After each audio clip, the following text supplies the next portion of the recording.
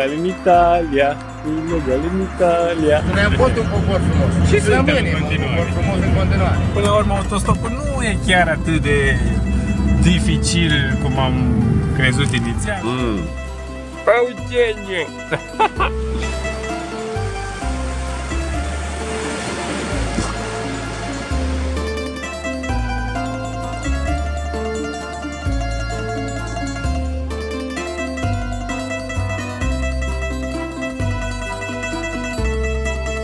Ladies and gentlemen, aici începe și se termină Pula.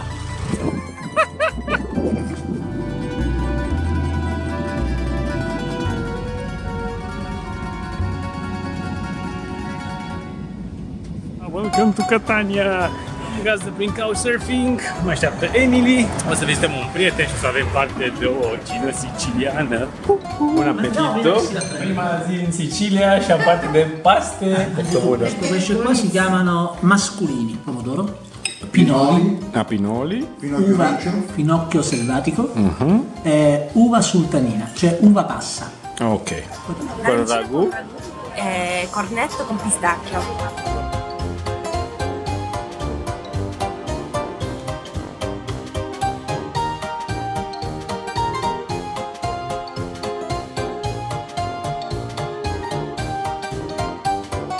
Famosul elefanții de Catania.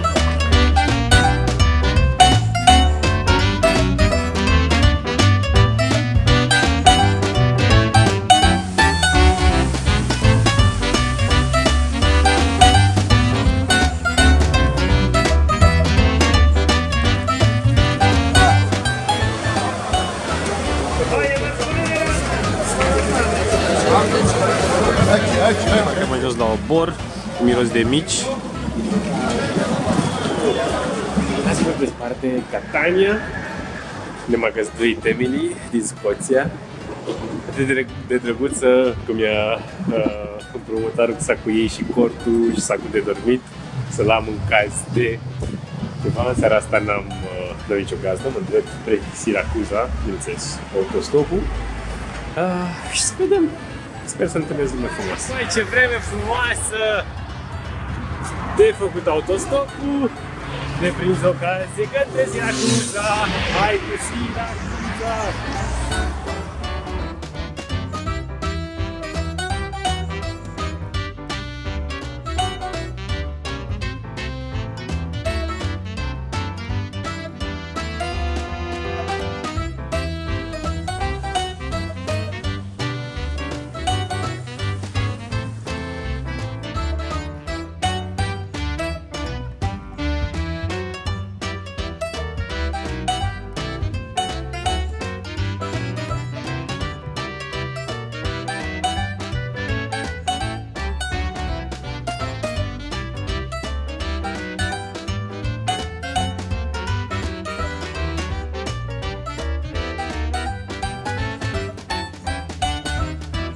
Ideea că se întunecă repede, 6.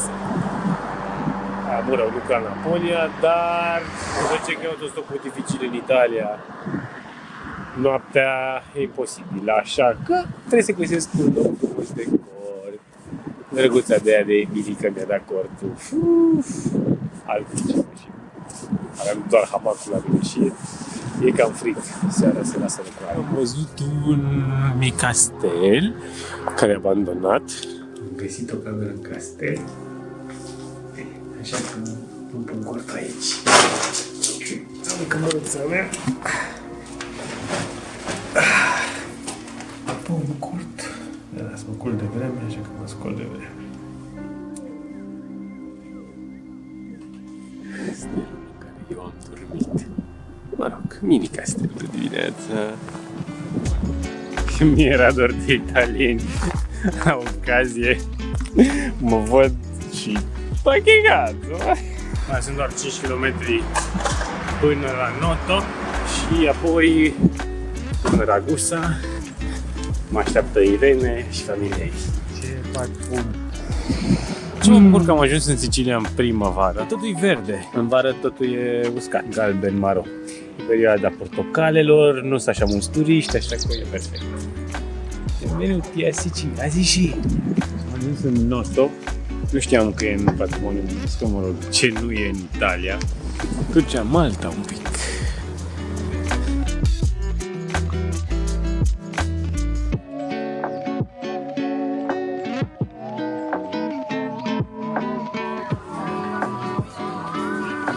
Uite ce frumusețe de casă și de loc. Ca o surfing în natură. Bună dimineața! Friguț. Ce familie minunată, o să vă prezint mai târziu. Daniele, Irene, Selene și Giulio, cei doi copii. Trăiesc aici lângă râu, aproape de Ragusa Ibla, pe care o voi vizita astăzi și ea face parte din patrimoniul UNESCO. O să traversez râul așa, ajutându-mă de două funii. Mai târziu, Daniele, Irene, Selene. Bună dimineața, soare! Ești drăguță? Că ai clopoțel, da? Da? O peșteră care pare avea o ușă și fereastră. E cineva locuiește acolo.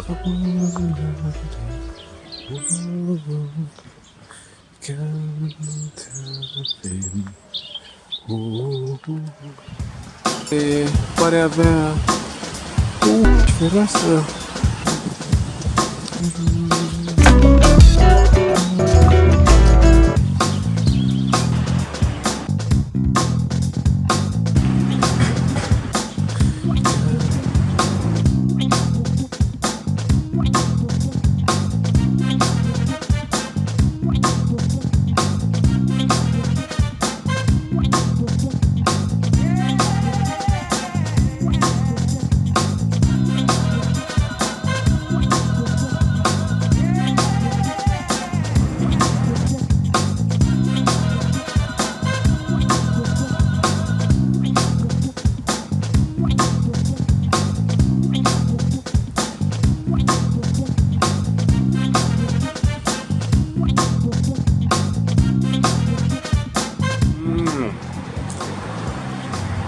Un cannoli siciliano l'hai la casa.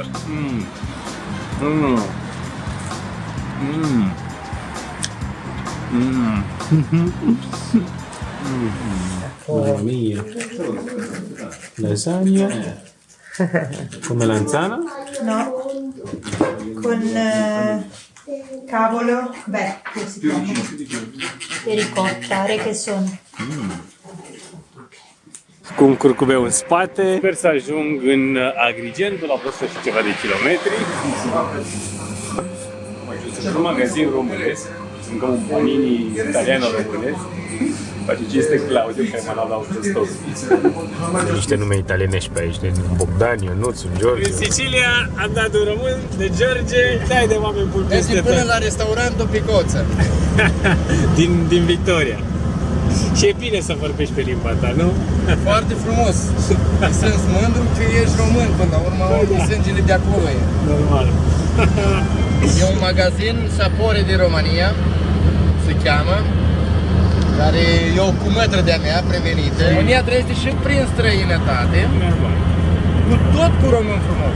Că noi am fost un popor frumos. Și rămânem un popor frumos în continuare. Ce frumos e să dai de români când mergi departe. Aici e imposibil să nu dai de români. Ce bun frumos. Ce de minunății primesc eu aici. Asta e cozonac românesc, exact făcut după rețetă românească. Un cozonăcel. Să vine mărțișorul, mai un pic martie. Ia uite, ce am primit. Să-mi poarte noroc. Ce oameni minunați!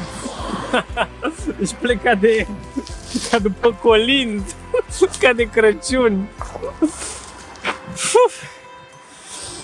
Ce mai eu? N-am cuvinte. De seară aici. Totdeauna mi-am dorit în Italia să merg cu o mașină din asta micuță, ape. Uite, am ocazia acum cu Angelo. Tocmai am aflat că asta e unul dintre cele mai mari rafinării din Europa. Am dat de mare. Și tocmai ne-a depășit o mașină de Francia. Am văzut eu prin Italia mașini de România, dar și în Sicilia, wow. Sunt în cort. Sunt la mare, sunt pe plajă, în februarie. Poftă bună, somn ușor.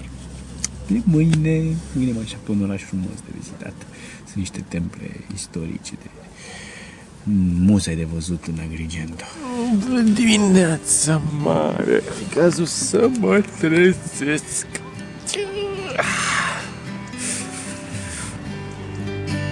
Sunt la mare. Ce pui?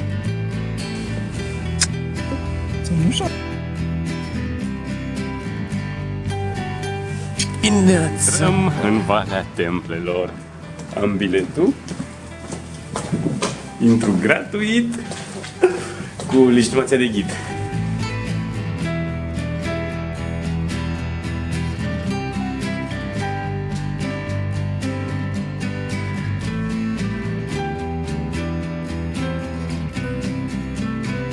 Știați că migdalele, ca și lămâia, portocalele au fost introduse de arabi în Sicilia. Gen de orașul lui Luigi Pirandello, marele dramaturg sicilian. Camante e erou și Acheo e războinic. Ok, și ăștia se îndreaptă tâgdâm spre Troia. Frumoasa Filide, fiica regelui Traciei, vede cum sosește Acamante și se îndrăgostește. Parcă e vede de departe și gata. Inima începe să-i bată.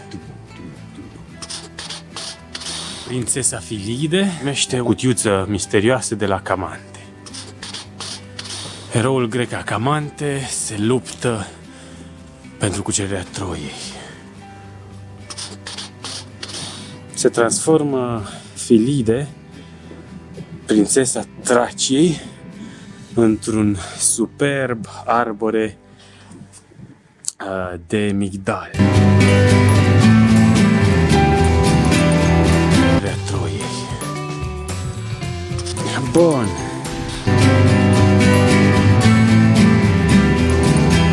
Ce nu-mi place mie în Italia? Că nu se gândesc, mă, la pietoni. Toată lumea trebuie să aibă o mașină, știi? Merge așa ca prostul pe stradă.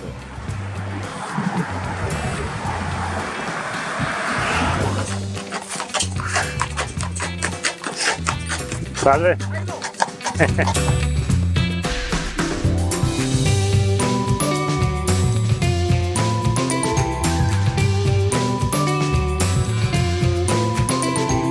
Și cum am intrat soarele în cort. Bună dimineața, soare, bună dimineața, mare! Uah, este aproape de scările Turcului. Paudenie!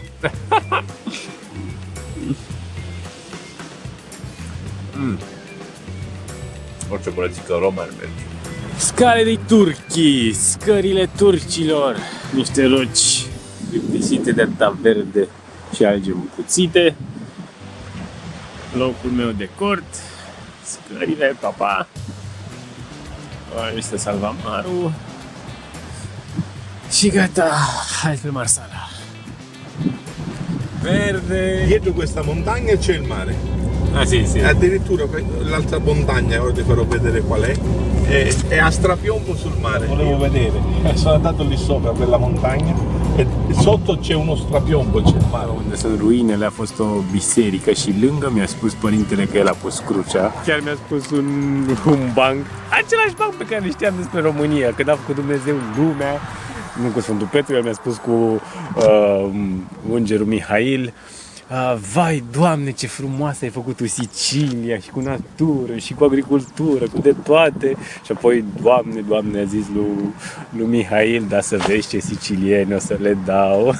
Gaston și Jasmin, atmosfera de călătorie continuă împreună.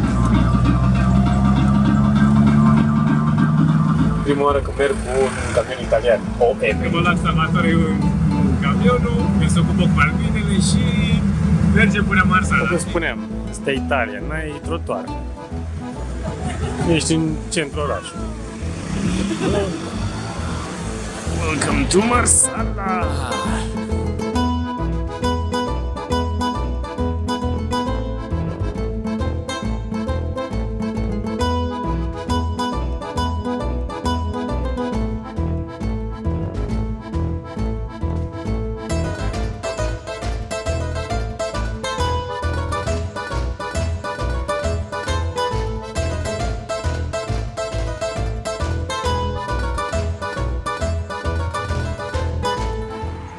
Prea brută. Dimineața copăcel. Mi-a dat brânză de oiță. Altceva tipic sicilian, arancino, orez cu carne, un fel de coșinea din Brazilia. Traversul tunelul. Așteptând spre Palermo, am găsit un SOS. Palermo, 95 de kilometri. No, autostop. Ilegal în Italia. Poliția! Incredibil! Deci cu ce aveam eu experiențele cu poliția italiană, cu vache cazzo, ce faci tu cu autostop. Bă, foarte drăguț, foarte amabil mi-au arătat. Băi, nu ai voie, că aici deja începe autostrada, nu ai voie să faci autostopul. Aici la sensul giratoriu, da, poate că la 100 de metri.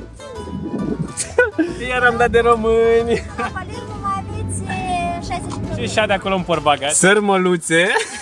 Și ce m-a cozonat? Cum e, mă, să mănânci o sărmăluță și un cozonăcel? Cum e? Ce oameni minunați! Doamne, ce oameni minunați! Am avut baftă iar cu un tip din Mali. Tocmai am făcut un mic accident, a intrat cineva în noi. Mă rog, mic accident. Dar sunt în Palermo. Deja am ajuns în Palermo. Ce de peripeții, ce de aventuri! Care era probabilitatea ca în aceeași zi să mă ia la ocazie doi tipi din Mali, mașini diferite, o familie din România, să mănânc sarmale, să mănânc cozona, să fac accident. Palermo by night. Palermo e și orașul din Sicilia cel mai multicultural și totodată cu imigranții integrați. Vezi influențe de peste tot. Africa, India, influențe arabe. Chit că e luni, uitați câtă lume e, vinul ieftin și totul e studențesc. Questo si chiama bomba. Bomba. E dopo un movimento sexy. Poi il momento. Scusate, sono le 6, sono i 6,66, 6,66, 6. Tu sei. Cheers. Come si chiama questo? Zibippo. Și acum mănânc un panino, un sandwich tipic din Palermo. Splină, sandwich cu splină. Hai motocicletă! Per il Palermo!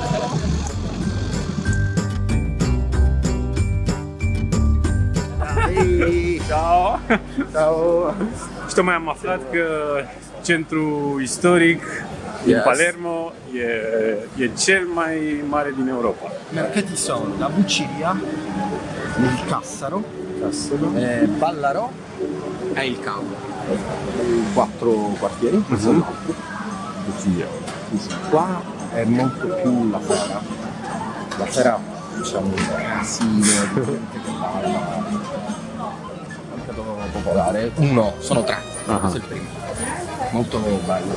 Qua c'è il cibo, un po' di tutto. Il nome del quartiere? Ballarò. Ballarò. Si mangia pure. Cieli rossi. Sono le alici. La provate? Panelle. Sì, arancine, crocchè e crostini. Buonissimi, besciamella. Buon appetito. Buon appetito. Avem în fața noastră cică cel mai mare arbore din Europa. Semnele zodiacale într-o biserică. Biserică aici și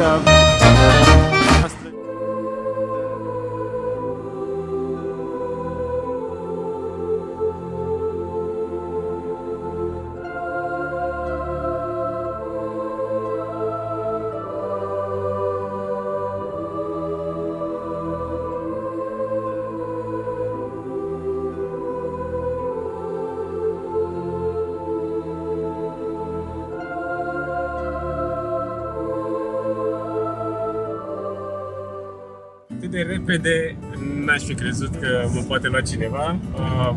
am avut noroc că aveam pe carton scris Cefalu și așa că mergem direct cu Lorenzo? Vincenzo. Vincenzo, scuze. Cu Vincenzo, direttamente a Cefalu.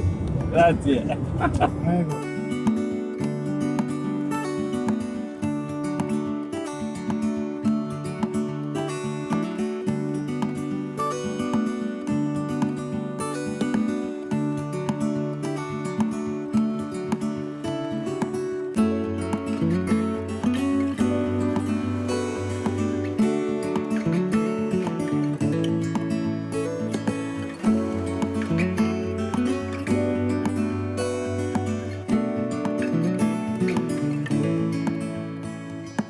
Se spăla înainte, se spălau probabil rufe.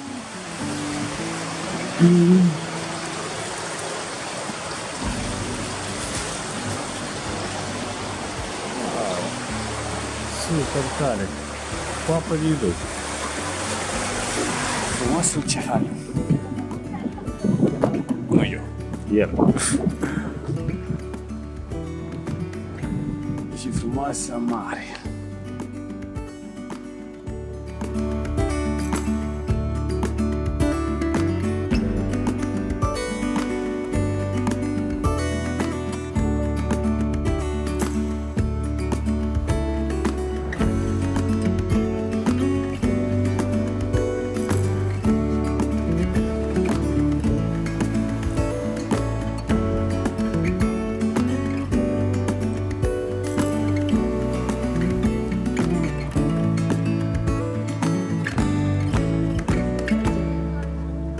Stâncile megalitice. Aici începe Cefalu și se termină totodată. Neața, să vă arăt ce frumos e afară. Și cum se vede acolo Cefalu.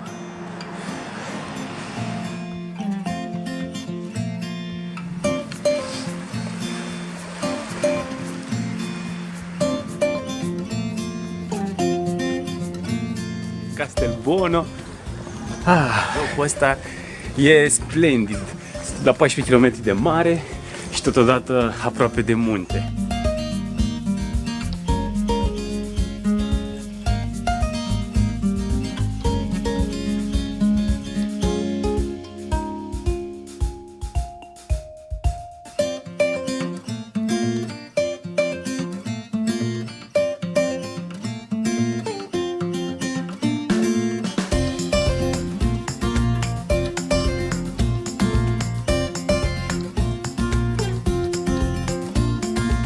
Impresia că o să stau mult pe aici, așteptând o mașină spre Messina.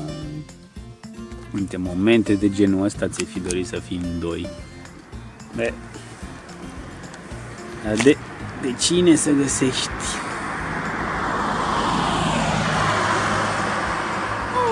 A treia oară când aud de români, dar după vreo 10 minute așa n-am dat seama vorbind în italiană. Pe mine mă cheamă Bogdan, voi?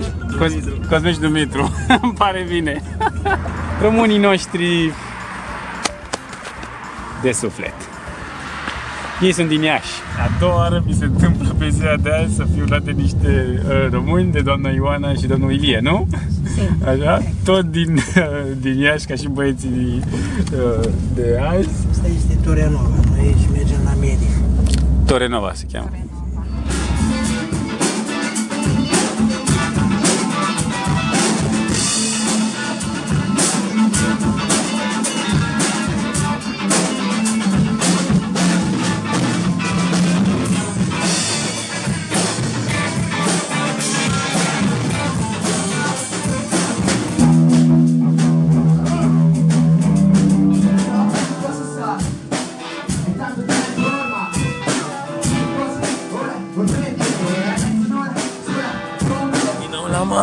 Ultima noapte campând în Sicilia. Iar mă aflu în situația de a face autostop așa unde scrie nou autostop spre Messina.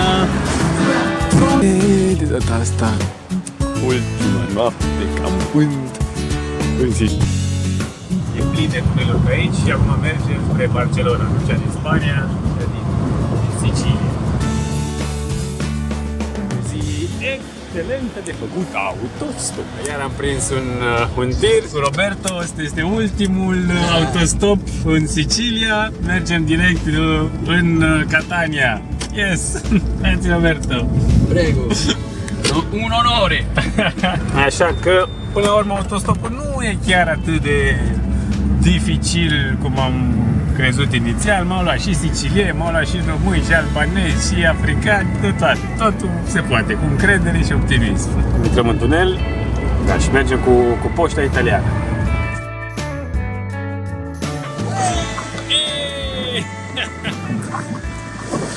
Și gata, asta a fost Sicilia. Urmează Sardegna. Sunt cam ilegal acum. Știați? Nu spuneți la nimeni. Puși, până în Cagliari. Bine am ajuns în Sardegna. Te filmez, fii atent. Am dovadă aici. Oițe! Da, sunteți, ba, păi sunteți convins, bă, dacă voi sunteți câini de oițe. Sardegna e renumită pentru oițe, pentru brânză. E un fel de țara Galilor în Marea Britanie, cum sunt numiți de alții sheep shaggers. Așa se fac glume și cu oameni din Sardegna.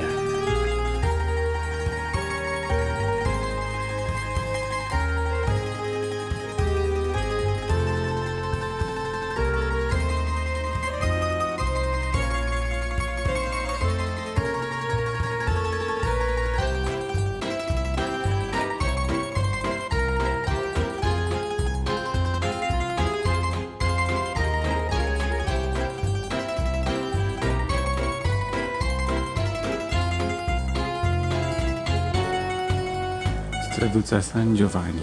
Ce drăguță, cu flori, totul verde, bei, balcoane, case colorate, numele berii locale, cât și vechiul lume al Sardiniei.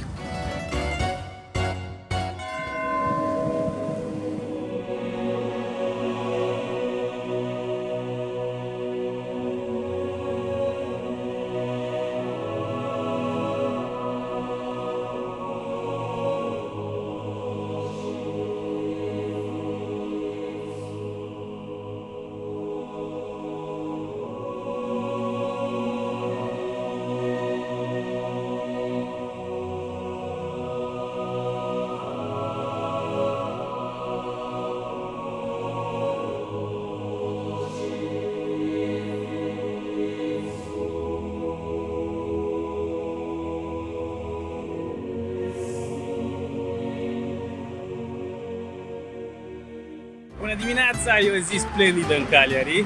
Am văzut pe hartă un loc nu știu cât de interesant, dar cu un nume deosebit. Și nu e Croația, e Sardegna. Mă duc în Pula! De la vreo 30 ceva de kilometri. Hai să vedem ce ne oferă Pula. Pardula. Ti-am dat de flamingo. Anche di guardare il cielo, mi becco degli stormi enormi che si mettono tutti insieme.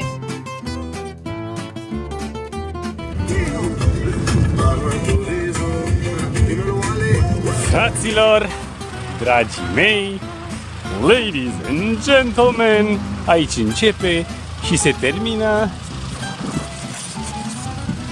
Pula. Comune di Pula. Am văzut-o în Croația, am văzut-o în Italia, am citit pe internet că există una și în Ungaria. Mă întreb cum s-or numi localnicii din Pula. Pulani, puletani. Uite, Pula, nu e Pula. Suntem la primărie. Și cum se numește? Comune di... Comune di Pula. Asta e centrul Pulei, nu știu cum să-i zic.